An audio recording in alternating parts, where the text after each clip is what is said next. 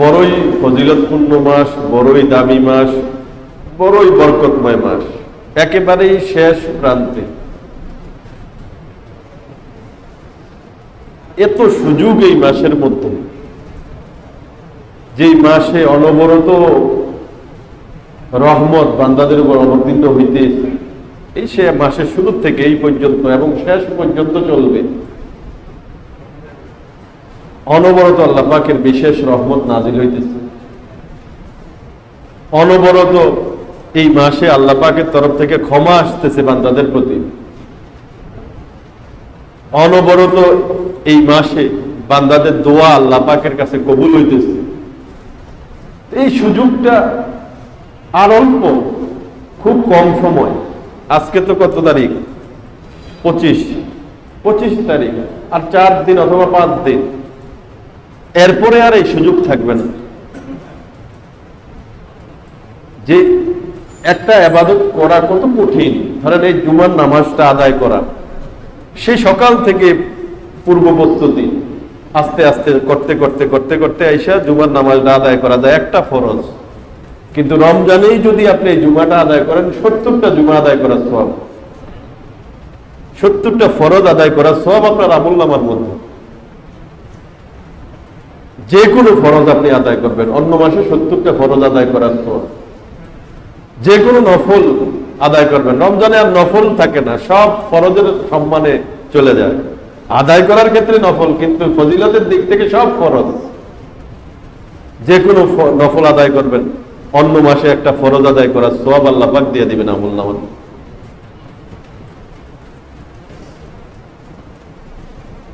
এই মাসটা এরকমই একটা মাস।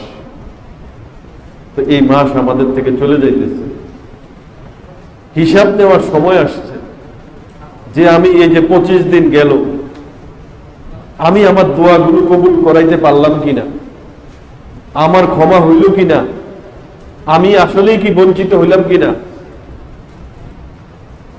আল্লাহওয়ালারা যে মাসের অপেক্ষায়, যে সুযোগের অপেক্ষায় মাসকে মাস তাকায় থাকে এই মাসের দিকে, সেই মাসটা পাওয়ার পরেও আমার ক্ষমা হইল কিনা, সেই মাস পাওয়ার পরেও আমি দোয়া কবুল করাইতে পারলাম কিনা, আমার যে দুর্বল, আমার যে অসহায় আত্মীয় স্বজন যারা কবরবাসী হয়ে গেছে, তাদের জন্য আমি আল্লাহ পাকের কাছে ভালোভাবে বলতে পারলাম কিনা, আমার প্রয়োজন তৈরিও করেন আল্লাহ পাক, পুরাও করেন আল্লাহ পাক। তো এই রমজান মাস প্রয়োজন পুরা করানোর একটা বিশেষ সময়। আমি আমার প্রয়োজনগুলো পুরা করাইতে পারলাম কিনা, সবগুলো প্রয়োজনের কথা আল্লাহ পাকের কাছে একাধিকবার করে বলতে পারলাম কিনা, আমার অমুক প্রয়োজনের কথাটা ইফতারের সময় আল্লাহ পাক কথা বেশি কবুল করেন, দোয়া বেশি কবুল করেন, কোন দোয়াই ফিরিয়ে দেন না। আমার প্রয়োজনের কথাটা আমি ইফতারির সময় আল্লাহ পাকের কাছে বলতে পারছি কিনা, হিসাব নেওয়া, নিজের কাছ থেকে হিসাব নেওয়া। আর যদি ওইরকম বলতে না পারি, এরকম বলে না থাকি, তো যেই সময় আছে 4 দিন 5 দিন কম না, বারবার আল্লাহ পাকের কাছে বলতে থাকা, বিশেষ সময়গুলোতে বলতে থাকা। সেহরির সময় ইন্নাল্লাহা ওয়া মালাইকাতাহু ইউসাল্লুনা আলাল মুতাসাহহিরিন, যে আল্লাহ পাক সেহরির সময় যারা সেহরি করে, যারা ভোর রাতে রোজা পালন করার জন্য, পালন করার নিয়তে, রোজা পালনের নিয়তে খায়, তাদের উপর আল্লাহ পাক বিশেষ রহমত নাজিল করেন। তো সেহরির সময় দোয়াটা করা, ফেরেশতারা মাগফিরাত কামনা করে যারা সেহরি খায় তাদের জন্য। ওই সেহরির সময় দোয়াগুলো করা, ইফতারের সময় দোয়াগুলো করা,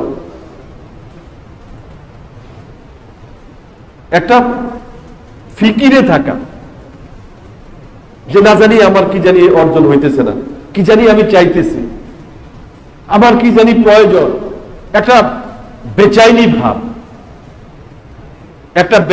ভাব, একটা অস্থিরতার ভাব। যে অস্থিরতা কিসের জন্য? অস্থিরতা হইল এই যে সম্মানী মাস, বরকতের মাস, রহমতের মাস, মাগফিরাতের মাস, নাজাতের মাস, কিছু নেওয়ার মাস, সুযোগের মাস চলে যাইতেছে। আমি সুযোগটা নিতে পারলাম কিনা, এই একটা অস্থিরতা। যে অস্থির হবে আল্লাহ পাক তাকে দিবে। আল্লাহ দয়া পাওয়ার জন্য অস্থির, বেচাইন ভাব, আল্লাহ পাক দিয়েই দিবেন। আর বিশেষ করে রাসূল পাক সাল্লাল্লাহু আলাইহি ওয়াসাল্লাম এই উম্মতের রমজান উপলক্ষে এই উম্মত যে জাহান্নাম থেকে মুক্তি পায় সেই সংক্রান্ত একটা হাদিস বলেছেন, যে রাসূল পাক সাল্লাল্লাহু আলাইহি ওয়াসাল্লাম ইরশাদ করেন যে এই উম্মতের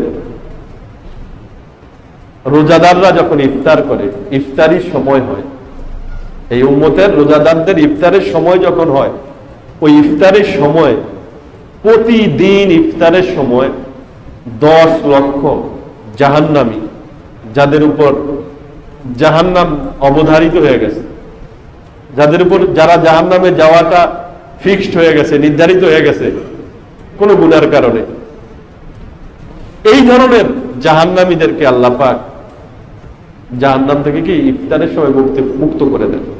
প্রতিদিন কত? প্রতিদিন ইফতারের সময় যাদের উপর জাহান্নাম ওয়াজিব হয়ে গেছে, যারা জাহান্নামে যেতেই হবে, এই ধরনের মানুষদের মধ্য থেকে 10 লক্ষ জাহান্নামীকে প্রতিদিন ইফতারের সময় জাহান্নাম থেকে বের করে দেন। জাহান্নামের লিস্ট থেকে তাদেরকে কি করে দেন? নাম কাটায়া দেন প্রতিদিন। আর যখন শেষ দিনটা হয়,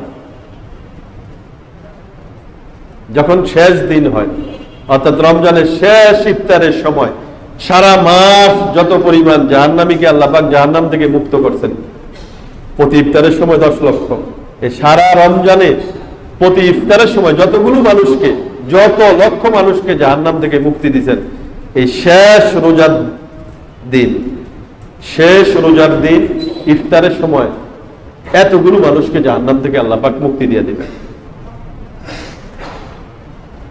এই মাসটা এমন একটা ফজিলতময় মাস, এমন একটা বরকতময় মাস, এই জন্য আমরা যা আমাদের অসম্পূর্ণতা রয়ে গেছে সেগুলো আমরা পূর্ণ করে ফেলব। বিশেষ করে এই মাসের শেষ দশকটার গুরুত্ব খুব বেশি, যেটা আমরা দীর্ঘ কয়েক সপ্তাহ ধরে আলোচনা করতেছি। শেষ দশকের মধ্যে লাইলাতুল কদর রয়েছে, শেষ দশকের মধ্যে জাহান্নাম থেকে মুক্তির বিষয়টা রয়েছে বিশেষভাবে। সারা মাসে তো জাহান্নাম থেকে মুক্তি দেওয়া হয়, বিশেষভাবে শেষ দশকটা জাহান্নাম থেকে মুক্তির দশক। শেষ দশকটা ইতিকাফের দশক। এই শেষ দশকে কি করা হয়? ইতিকাফ করা হয়। এবং এই শেষ দশকটা হলো শেষ সময়। এই সময়টা, শেষ সময়ে মানুষ তার বিগত সময়ে যেটা অর্জন করতে পারে না, বিগত সময়ে যে জিনিসটা তার কমি হয়ে গেছিল, শেষ সময়ে এসে সেটা কি করে? সে পূর্ণ করে। এরকম একটা সময় হলো শেষ দশকটা। এই জন্য শেষ দশকটা আমরা বিশেষভাবে ইহতেমাম করি। বিশেষ করে আমরা যারা আল্লাহ পাক যাদেরকে ইতিকাফ করার তৌফিক দান করেছেন, সারা দুনিয়ার মধ্যে নারী পুরুষ নির্বিশেষে সবাই ইতিকাফ করছে। মসজিদে হারামের মধ্যে, মসজিদে নববীর মধ্যে, বাইতুল মাকদিসের মধ্যে, আরো অন্যান্য মসজিদের মধ্যে, পৃথিবীর বিভিন্ন আনাচে কানাচে মুসলমানরা নারী পুরুষ সবাই কি করতেছে? ইতিকাফ করতেছে। এবং এই শেষ দশককে কেন্দ্র করে সারা পৃথিবীর মুসলমানরা সবে কদরও তালাশ করছে। যেহেতু রাসূল পাক সাল্লাল্লাহু আলাইহি ওয়াসাল্লাম ইরশাদ করেছেন, শেষ দশকের বেজর রাত্রিগুলোতে তোমরা সবে কদরকে তালাশ করো। তো বেজর রাত্র তো শুরু হয়ে গেছে আরো আগের থেকে, 21 তারিখ রাত্র থেকেই। 21, 23, 25 তিনটা বেজর রাত্র চলে গিয়েছে। তো আল্লাহ পাক যাদেরকে তৌফিক দান করেছেন, আল্লাহ পাক যাদেরকে তৌফিক দান করেছেন, তারা ওই রাত্রিগুলোতে, এই 3 রাত্রগুলোতে কি করেছে? সবে কদর তালাশ করেছে, কম বেশি ইবাদত করেছে। তো আমাদের সামনে আরো 2টা রাত্র রয়েছে এই শেষ দশকের মধ্যেই। একটা হলো 27-এর রাত্র, আর একটা হলো 29-এর রাত্র। তবে এই শেষ দশকের বেজর রাত্রগুলোর মধ্য থেকে গুরুত্বপূর্ণ রাত্রটা হইল 27-এর রাত্রটা। এটার মধ্যে এই 27-এর রাত্রিতে, এই 27-এর রাতে সবে কদর হওয়ার সম্ভাবনা খুব বেশি, একবারে নিশ্চিত না, সম্ভাবনা খুব বেশি, হওয়ার সম্ভাবনা খুব বেশি। তো এই সামনে এই 27-এর রাত্রটা আছে, যে আগামীকালকে দিবাগত রাত্রটাই হলো 27-এর রাত্র। সেই রাত্রটাতেও আমরা বিশেষভাবে সবে কদর তালাশ করব, এবং এরপরে যে 29-এর রাত্র আসতেছে সেটাতেও তালাশ করব, কারণ 27-এর রাত্রটা নিশ্চিত না, হওয়ার সম্ভাবনা বেশি। তো আমরা নফল ইবাদত করব, নফল নামাজ পড়ব, যে কোনো সূরা দিয়ে। লাইলাতুল কদরের নামাজের বিশেষ কোনো নিয়ম নাই, বিশেষ কোনো সূরা নাই, বিশেষ কোনো রাকাত নাই। যত রাকাত পারি অত রাকাত পড়ব, যেই সূরা দিয়া পারি সেই সূরা দিয়া পড়ব। বুঝে আসছে না? নফল, নফলের নিয়ত আমি নফল পড়ছি 2 রাকাত, আল্লাহু আকবার। আমি আল্লাহর জন্য 2 রাকাত নফল নামাজ পড়ছি, আল্লাহু আকবার। বাস, অন্য নামাজ যে নিয়মে পড়ি এই নিয়মে সূরা ফাতিহা, তার সাথে আরেকটা সূরা মিলানো, দ্বিতীয় রাকাতে সূরা ফাতিহা, তার সাথে আরেকটা সূরা মিলানো, বৈশা তাশাহুদ দুরূদ শরীফ দোয়া সূরা পড়ে সালাম ফিরে নামাজ শেষ করা। এরকম 2 রাকাত করে নফল নামাজ পড়া, যত রাকাত পারি। যারা কোরআন তেলাওয়াত করতে জানি দেখে দেখে কোরআন তেলাওয়াত করব, কোরআন তেলাওয়াত যারা না জানি মুখস্থ সূরাগুলো কিছু সময় পড়ব, ইস্তিগফার পড়ব বেশি পরিমাণে, আস্তাগফিরুল্লাহ আস্তাগফিরুল্লাহ আস্তাগফিরুল্লাহ, দুরূদ শরীফ পড়ব। নামাজের মধ্যে যে দুরূদ শরীফটা পড়ি সেটা ফজিলত বেশি, দুরূদ ইব্রাহিমী যেটাকে আমরা বলি, এই নামাজের দুরূদ শরীফটা বেশি পরিমাণে পড়ব। না পারলে ছোট দুরূদ শরীফ, আল্লাহুম্মা সাল্লি আলা মুহাম্মদ, আল্লাহুম্মা সাল্লি আলা মুহাম্মদ, নামাজের মধ্যে যে দুরূদ শরীফটা পড়ি সেটা পড়ব। তো এই সবে কদরকে তালাশের নিয়তে সামনের 2 রাত্র এরকম ভাবে আমরা কি করবো? ইবাদত করব, তাসবিহ তাহলিল জিকির আজকার, বিশেষ করে দোয়া। মান কামা লাইলাতুল কদরি ঈমানান ওয়া ইহতিসাবা গুফিরা লাহু মা তাকদ্দামা মিন যামবি। যে ব্যক্তি লাইলাতুল কদরে বিশ্বাসের সহিত সওয়াবের নিয়ত রেখে ইবাদত করবে, আল্লাহ পাক তার পিছনে সকল গুনাহ মাফ করে দিবেন। তো আমল করার সাথে সাথে দোয়াগুলো করব, দোয়া, নিজের গুনাহ মাফির জন্য দোয়া করব, অন্য মুসলমানদের গুনাহ মাফির জন্য দোয়া করব, আত্মীয় স্বজনদের গুনাহ মাফির জন্য দোয়া করব, নিজের প্রয়োজনের জন্য আল্লাহ পাকের কাছে কি করব? দোয়া করব। হযরত জিবরাইল আলাইহিস সালাম লাইলাতুল কদরে ফেরেশতাদের বিরাট বাহিনী নিয়ে জমিনের মধ্যে অবতরণ করেন, হাতে সবুজ ঝান্ডা থাকে, বাইতুল্লাহর উপরে ঝান্ডাটা স্থাপন করে হযরত জিবরাইল আলাইহিস সালাম ফেরেশতাদেরকে নিয়ে জমিনের মধ্যে ছড়ায়া পড়েন। তানাজ্জালুল মালাইকাতু ওয়ার রূহু ফিহা বিইজনি রাব্বিহিম মিন কুল্লি আমর। ফেরেশতারা অবতরণ করে এই রাতে, ওয়ার রূহ, এবং হযরত জিবরাইল আলাইহিস সালামও তাদের সাথে কি করেন? অবতরণ করেন। বিইজনি রাব্বিহিম মিন কুল্লি আমর, আল্লাহ পাকের হুকুমে, আল্লাহ পাকের নির্দেশে সকল কল্যাণ নিয়ে এই রাত্রিতে অবতরণ করেন। এবং হযরত জিবরাইল আলাইহিস সালাম ফেরেশতাদেরকে হুকুম করেন যে তোমরা এই রাতে যারা কদরের তালাশ করে, যারা সবে কদরকে তালাশে, সবে কদরের তালাশে যারা ইবাদতের আত্মনিয়োগ করেছে, দাঁড়িয়ে ইবাদত করতেছে অথবা বসে বসে ইবাদত করতেছে, রুকুতে সিজদাতে অথবা জিকির আজকার করতেছে, তেলাওয়াত করতেছে, যাকে যেই অবস্থায় পাও সালাম করো, তার সাথে মুসাফা করো, তার জন্য মাগফিরাতের দোয়া করো, তার জন্য ক্ষমার দোয়া করো। তো ফেরেশতারা সারা রাত্র ভরে এই জমিনের মধ্যে ঘুরতে থাকে আর ইবাদত করে, যারা সবে কদরের তালাশে যারা ইবাদতে লিপ্ত থাকে তাদের সাথে মুসাফা করে, তাদেরকে সালাম করে, তাদের জন্য দোয়া করে। সকালবেলা যখন সুবে সাদেক তুলু হয়, যখন ফজরের সময় শুরু হয়, সকাল হয়ে যায়, তখন হযরত জিবরাইল আলাইহিস সালাম ফেরেশতাদেরকে বলে যাও এবার চলো আকাশের দিকে। তখন ফেরেশতারা হযরত জিবরাইল আলাইহিস সালামকে জিজ্ঞেস করে যে মুহাম্মদ সাল্লাল্লাহু আলাইহি ওয়াসাল্লামের উম্মতের প্রয়োজনের কি অবস্থা, অনেক কল্যাণ তো আল্লাহ পাক তাদের জন্য পাঠিয়েছেন এই রাত্রে। আমরা অনেক কল্যাণ আল্লাহ পাকের হুকুমে, আল্লাহ পাকের পক্ষ থেকে তাদের জন্য নিয়ে এসেছি। তো তাদের প্রয়োজনগুলোর কি অবস্থা? তাদের ক্ষমা হয়েছে কিনা, জান্নাতের ফয়সালা হয়েছে কিনা, জাহান্নাম থেকে মুক্তির ফয়সালা হয়েছে কিনা, এক কথায় যে তাদের প্রয়োজনগুলোর কি অবস্থা। তখন হযরত জিবরাইল আলাইহিস সালাম বলেন যে আল্লাহ পাক মুহাম্মদ সাল্লাল্লাহু আলাইহি সাল্লামের উম্মতের প্রতি বিশেষ দৃষ্টি দিয়েছেন, বিশেষ রহমত তাদের উপর নাজিল করেছেন। এই রাতে 4 শ্রেণীর লোক ছাড়া, 4 শ্রেণীর লোক ছাড়া সবাইকে আল্লাহ পাক মাফ করে দিয়েছেন। লাইলাতুল কদরেও 4 শ্রেণীর লোক ক্ষমা পাবে না। এক নাম্বার হলো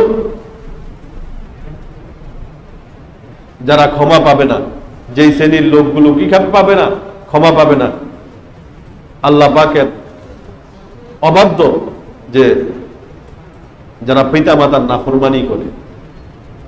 যে সমস্ত লোকগুলো কি করে, পিতা মাতার নাফরমানি করে, বাবা মার হক আদায় করে না, বাবা মায়ের নাফরমানি করে, এই ধরনের লোকগুলোকে এই রাত্রে কি করবেন, আল্লাহ পাক ক্ষমা করবেন। জিবরাইল আলাইহিস সালাম যে বলবেন যে 4 শ্রেণীর লোক ব্যতীত এই রাত্রে সবাইকে আল্লাহ পাক ক্ষমা করে দিয়েছেন, সবার প্রতি আল্লাহ পাক রহমত নাজিল করেছেন, কিন্তু 4 শ্রেণীর লোককে ক্ষমা করেন না। এই 4 শ্রেণীর মধ্যে থেকে, এই 4 শ্রেণীর মধ্য থেকে বিশেষ একটা শ্রেণী হলো যারা বাবা মায়ের অবাধ্য, যারা বাবা মায়ের কি অবাধ্য, বাপ মায়ের কথা শুনে না, বাবা মাকে কষ্ট দেয়, বাপ মায়ের অধিকার আদায় করে না, এই ধরনের লোকদেরকে আল্লাহ পাক লাইলাতুল কদরে কি করবেন না, ক্ষমা করবেন না। এই এক শ্রেণী। আরেক শ্রেণী হলো যারা মদ খায়, যারা নেশা করে, এই ধরনের লোকদেরকেও আল্লাহ তাআলা এই লাইলাতুল কদরে কি করবেন না, ক্ষমা করবেন। 3 নাম্বার হইল যারা আত্মীয়তার সম্পর্ক নষ্ট করে, আত্মীয়ের সাথে যারা সম্পর্ক রাখে না, এই ধরনের লোকদেরকেও আল্লাহ পাক কি করবেন না, ক্ষমা করবেন না। আত্মীয় স্বজনদের সাথে ভালো ব্যবহার করে না, তাদের সাথে খোঁজ খবর রাখে না, তাদের সুবিধা অসুবিধা দেখে না, তাদের অধিকার আদায় করে না, এই ধরনের লোকদেরকেও আল্লাহ তাআলা লাইলাতুল কদরে কি করেন না, ক্ষমা করেন না। আর 4র্থ শ্রেণী হলো যারা হিংসু, বিদ্বেষ পোষণ করে, যাদের অন্তরে হিংসা, মানুষের মধ্যে দূরত্ব তৈরি করে, হিংসা করে, বিদ্বেষ পোষণ করে, এই ধরনের হিংসুকদেরকেও আল্লাহ পাক এই লাইলাতুল কদরে কি করেন না, ক্ষমা করেন না। তাছাড়া বাকি সবাইকে আল্লাহ পাক এই রাত্রে যারা ক্ষমা চায়, সবাইকে আল্লাহ পাক কি করে দেন, ক্ষমা করে দেন।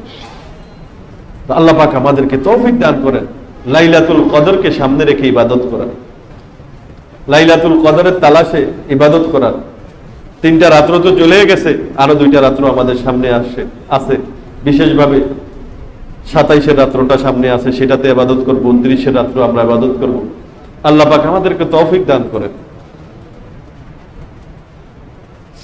তো আজকে রমজানের 25 তারিখ, 29-এ রোজা যদি হয় তো সামনের বুধবারে হয়তো ঈদ হবে, আর যদি 30-এ রোজা হয় তো বৃহস্পতিবারে ঈদ হবে। তো ঈদ একটা খুশির জিনিস, ঈদ একটা ধর্মীয় উৎসব। ঈদের দিন শুধুই যে উৎসব এমন না, ঈদের দিনকে কেন্দ্র করে কিছু আমলও রয়েছে। ঈদের দিনকে কেন্দ্র করে কিছু আমলও রয়েছে। আনন্দ উৎসব শরীয়তের ভিতর থেকে করব। আল্লাহ পাক বিশেষভাবে ঈদের দিনগুলোতে বান্দাদের জন্য মেহমানদারি ঘোষণা করেছেন। সারা বছরে 5টা দিন এমন রয়েছে যেই দিন রোজা রাখা হারাম। কোন কোন দিন? 2 ঈদের 2 দিন, আর কুরবানি ঈদের পরে 3 দিন, এই 5 দিন। 2 ঈদের 2 দিন, কুরবানির ঈদের পরে 3 দিন, এই 5 দিন। এটা হলো আল্লাহ পাকের মেহমানদারির দিন। আল্লাহ পাক সারা জগৎবাসীর জন্য মেহমানদারি ঘোষণা করেছেন এই 5 দিন। এই দিন রোজা রাখলে গুনাহ হবে, কবিরা গুনাহ, হারাম। এই দিন মানুষ শরীয়তের গণ্ডির ভিতরে থেকে আনন্দ করবে, ভালো খাবার দাবারের ব্যবস্থা করবে, কিছু আনন্দ ফুর্তি করবে শরীয়তের গণ্ডির ভিতরের মধ্যে থেকে। বাকি এই ঈদের দিনগুলোতে শুধু আনন্দ উৎসবের জন্য মধ্যেই নির্ধারিত রাখবে না। আল্লাহ রসুল এই দিনগুলোতে কিছু আমলের কথা, শরীয়তের পক্ষ থেকে কিছু আমলের কথা উল্লেখ করেছেন, যেগুলো অত্যন্ত ওজনদার, খুব ফজিলতপূর্ণ। বিশেষ করে ঈদের দিন কিছু সুন্নত আমল রয়েছে, যে আমলগুলোর উপর, যে সুন্নতগুলোর উপর আমল করলে অনেক সওয়াব পাওয়া যায়, অনেক সওয়াব। তো ঈদের দিনের যে সুন্নতগুলো, সেগুলো হলো খুব সকাল সকাল ঘুম থেকে উঠে, এটা অন্যতম একটা সুন্নত। এইভাবে তো যারা আমরা, আল্লাহ পাক আমাদেরকে নামাজ পড়ার তৌফিক দান করেন, ফজরের নামাজ আমরা পড়ি, তারা তো সকাল সকাল ঘুম থেকে উঠেই। ঈদের দিনের জন্য বিশেষভাবে কিছু সময় আগে হইলেও ঘুম থেকে উঠা, বিশেষভাবে কিছু আগে খুব তাড়াতাড়ি ঘুম থেকে উঠা, এটা একটা সুন্নত। যদি ঈদের দিন ঘুম থেকে খুব তাড়াতাড়ি আমরা উঠতে পারি, তো একটা সুন্নতের উপর আমল হবে। এটা একটা আমল, এটা একটা সুন্নত। আর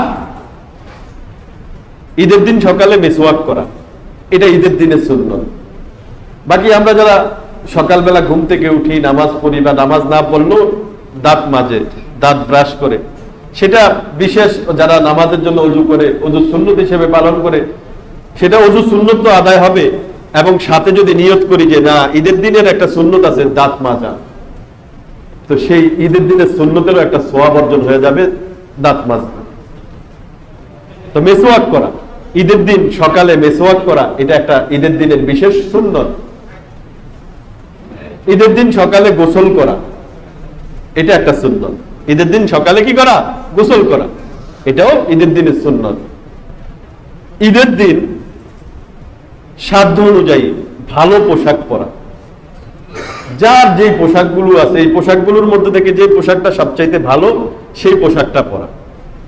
নতুন পোশাক পরা জরুরি না, নতুন পোশাক যাকে আল্লাহ পাক তৌফিক দান করে সে পরবে, যার তৌফিক নাই তার জন্য জরুরি না। তার কাছে যে পোশাকগুলো আছে সেগুলোর মধ্যে থেকে যেটা ভালো, একটু সাবান দিয়ে ধুয়ে, পারলে একটু ইস্তারি করে, ইস্তারি না করতে পারলে ভাঁজ করে, এটাকে ঈদের দিনের জন্য রেখে দেওয়া বা সাধ্য অনুযায়ী ভালো পোশাকটা পরা, এটা হলো ঈদের দিনের কি আরেকটা সুন্নত। ঈদের দিন একটু সাজসজ্জা করা, মহিলারা মহিলাদের মতো সাজসজ্জা, পুরুষরা পুরুষদের মতো সাজসজ্জা, শরীয়ত সম্মত ভাবে যেগুলো ব্যবহার করে পুরুষদেরকে সাজসজ্জা করার কি অনুমতি দেওয়া আছে, মহিলাদেরকে যেগুলো অনুমতি দেওয়া আছে, সুরমা ব্যবহার করা, তেল ব্যবহার করা, হ্যাঁ, এরকম সাজসজ্জা করা। ঈদের দিন সকালে শরীয়তের গণ্ডির মধ্যে থেকে, শরীয়তের ভিতরে থেকে সাজসজ্জা করা, এটাও সুন্নত। খুশবু ব্যবহার করা, সুগন্ধি ব্যবহার করা, এটাও কি ঈদের দিনের একটা সুন্নত। ঈদের দিনের আরেকটা সুন্নত, যেটা ঈদুল ফিতরের, রোজার ঈদের সুন্নতের অন্তর্ভুক্ত, যে ঈদগাহে যাওয়ার আগে কিছু মিষ্টান্ন খেয়ে যাওয়া। কোরবানি ঈদে কিন্তু এমন না, কোরবানি ঈদে কিছু না খেয়ে যাওয়া, কিন্তু ঈদুল ফিতরে, রোজার ঈদের, রোজার পরে যে ঈদ আসে, সেই ঈদের মধ্যে ঈদে যাওয়ার আগে মিষ্টান্ন কিছু খেয়ে যাওয়া, সেমাই হোক, পায়েস হোক, খেজুর হোক বা অন্য মিষ্টি জাতীয় কোনো জিনিস হোক, খেয়ে যাওয়া, এটাও সুন্নত। ঈদুল ফিতরে দিনের আরেকটা সুন্নত হলো ঈদগাহে যাওয়ার আগে ফিতরা, সদকাতুল ফিতর, আল্লাহ পাক যাদের উপর সদকা দেওয়ার যোগ্যতা দান করেছেন, সদকা দেওয়ার তৌফিক দান করেছেন, সদকায়ে ফিতর আদায় করার তৌফিক দান করেছেন, যাদেরকে আল্লাহ পাক সম্পদশালী বানিয়েছেন, ঈদগাহে যাওয়ার আগে আগেই এই সদকায়ে ফিতরটা আদায় করে দেওয়া। পারলে এর আগে দিলেও হবে, কমপক্ষে ঈদে যাওয়ার আগে আমার এই সদকায়ে ফিতরের টাকাটা যদি আমি দিয়ে দেই, তো গরিব যারা আছে, তারা, যাদেরকে দান করবো সদকায়ে ফিতর, তারা তো গরিবই হবে, গরিবদেরকে দেওয়ার নির্দেশে তো রয়েছে, তো তারা হয়তো এই সদকায়ে ফিতরের টাকাটা পেয়ে খাবারের ব্যবস্থা করবে, তারা হয়তো ঈদের দিনের বাজার সদাই করবে, তারা হয়তো এই টাকাটা দিয়ে তাদের বাচ্চাদের জন্য পোশাক পরিচ্ছদের ব্যবস্থা করবে, তারা তাদের প্রয়োজন পুরো করবে। তো ঈদের পরে দিলে তো আর সেই গরিবদের যে উপকারটা সেটা হইতেছে না। এই জন্য যাদেরকে আল্লাহ পাক তৌফিক দান করেছেন সদকায়ে ফিতর দেওয়ার, তারা ঈদের নামাজের আগে আগে দিয়ে দিবে, তারপরে ঈদগাহে যাব। সদকায়ে ফিতর দেওয়ার পরে ঈদগাহে যাব, পারলে আরো আগে দিয়ে দিব, আগে দিলেও আদায় হবে। বাকি ঈদের পরেও যদি কেউ দেয় তারটাও আদায় হবে, তবে এতটা সুন্দর হইল না, এতটা কি হইল না, সুন্দর হইল না। এই জন্য ঈদগাহে যাওয়ার আগে আগে কি করব, সদকায়ে ফিতরটা আদায় করে যাব। আর ঈদুল ফিতরের দিন ঈদগাহে যাওয়ার সময় আস্তে আস্তে আল্লাহু আকবার, আল্লাহু আকবার, লা ইলাহা ইল্লাল্লাহু, আল্লাহু আকবার, আল্লাহু আকবার, ওয়ালিল্লাহিল হামদ। ঈদুল আজহার সময় জোরে জোরে উঁচু আওয়াজে পড়ব, আর ঈদুল ফিতরে নিচু আওয়াজে মনে মনে ছোট আওয়াজে পড়তে পড়তে কি যাব, ঈদগাহে যাব। তাকবীর বলতে বলতে কি যাওয়া, ঈদগাহে যাওয়া। আর আপনার ঈদুল ফিতরের সময়, ঈদুল ফিতরের দিন আমরা যখন ঈদগাহে যাব, এটা ঈদুল ফিতর না, ঈদুল আজহাতেও এক রাস্তায় যাব আরেক রাস্তায় আসবো, এক রাস্তায় যাব আরেক রাস্তায় আসবো। এটাও ঈদুল ফিতরের দিনের একটা বা ঈদের দিনের একটা সুন্নত, ঈদুল ফিতর এবং ঈদুল আজহার দোনো দিনের সুন্নতি। আর আরেকটা জিনিস আমরা একটা মাসলা মনে রাখবো, যে আমরা তো ঈদের নামাজ মসজিদে পড়ি হইল প্রয়োজনের তাগিদে, ঈদের নামাজ অথবা জানাজার নামাজ। মসজিদের মধ্যে ঈদের নামাজ এবং জানাজার নামাজ পড়া না জায়েজ, নিষেধ, এটা মনে রাখবো সব সময়। মসজিদে ঈদের নামাজ পড়া না জায়েজ, জানাজার নামাজ পড়াও না জায়েজ। কিন্তু আমরা কেন জানাজার নামাজ মসজিদে পড়ি, আমরা কেন ঈদের নামাজ মসজিদে পড়ি? যেহেতু বাইরে জায়গা নাই, ঈদের নামাজ ঈদগাহেই পড়তে হয়, মাঠেই পড়তে হয়, জানাজার নামাজ মাঠেই পড়তে হয়। এই জন্য যাদেরকে আল্লাহ তাআলা তৌফিক দান করে, তারা তো ঈদগাহের জন্য মাঠ তৈরি করবে, জানাজার জন্য মাঠ তৈরি করবে, ওখানেই জানাজা পড়বে, ওখানেই ঈদের নামাজ পড়বে। যাদের সেই সুযোগ নাই, তাদের জন্য মসজিদে ঈদের নামাজ পড়ারও অনুমতি আছে, জানাজার নামাজ পড়ারও অনুমতি আছে। ভালো হইল যদি সেটার ব্যবস্থা করা যায়, বাইরে যদি ব্যবস্থা করা যায়। মোটামুটি এই আমলগুলো আমরা ঈদের দিনে করব। আর ঈদের দিন নফল নামাজ, ঈদের নামাজের আগে কেউ কোনো নফল নামাজ পড়বো না। ঈদের নামাজের পরে গিয়া ঘরের মধ্যে গিয়ে নফল নামাজ পড়বো, ঈদগাহে নফল নামাজ ঈদের নামাজের আগেও পড়া যাবে না, ঈদের পরেও পড়া যাবে না। আর ঈদের রাত্রগুলো আমাদের আমলি রাত্র হওয়া যায়। ঈদের রাত্রগুলোতে আমল করলে প্রচুর ফজিলত। রাসূল পাক সাল্লাল্লাহু আলাইহি ওয়াসাল্লাম ইরশাদ করেন, যারা ঈদের রাত্রগুলোতে আমল করবে, আল্লাহ পাক তাদেরকে কিয়ামতের দিন এমন ফজিলত দান করবে যে সকল মানুষ যখন এই কিয়ামতের দিনের ভয়াবহতায়, হিসাবের ভয়াবহতায়, ওই দিনের ভয়াবহতায় যখন সব ঘাবড়া জান বের হয়ে যাওয়ার উপক্রম হবে, যারা ঈদের রাত্রে ইবাদত করবে, আল্লাহ রাসূল বলেন তাদেরকে আল্লাহ পাক ওই দিনে, ওই কিয়ামতের দিনে একেবারে নিরাপদ রাখবেন, তারা সম্পূর্ণ নির্ভয় থাকবে। উজুহু ইয়াউমাইযিন মুসফিরা দাহিকাতুম মুস্তাবশিরা, ওই দিন তাদের চেহারা থাকবে উজ্জ্বল, তাদের চেহারা থাকবে হাসি খুশি। আল্লাহ পাক আমাদেরকে ঈদের রাত্রগুলোতে, এই ঈদের রাত্র যে সামনে ঈদের রাত্র আসতেছে, যেদিন ঈদ হবে তার আগের রাত্রটাই ঈদের রাত্র, নফল নামাজ, দোয়া, কান্নাকাটি, তাসবিহ, তাহলিল ইত্যাদি। আর ঈদের পরে যে মাসটা আসতেছে সেই মাসটা হলো শাওয়াল। এই মাসে ইবাদতের সওয়াব, বিশেষ করে 6টা রোজার সওয়াব অত্যন্ত বেশি। আল্লাহ রাসূল বলেছেন, শাওয়াল মাসে যে ব্যক্তি 6টা রোজা রাখবে, আল্লাহ পাক তাদেরকে সারা বছর রোজা রাখার সওয়াব দান করবে।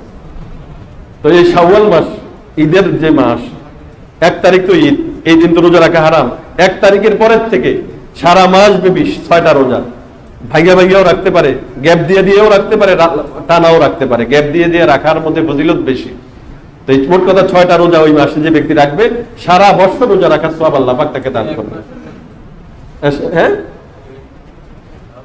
শাওয়াল মাসের ভিতরে 6টা রোজা যদি কেউ রাখে সারা বছর রোজা রাখার সওয়াব আল্লাহ পাক তার আমলনামার মধ্যে দান করবে। তো আল্লাহ পাক আমাদেরকে শাওয়াল মাসের রোজাগুলো রাখারও তৌফিক দান করেন।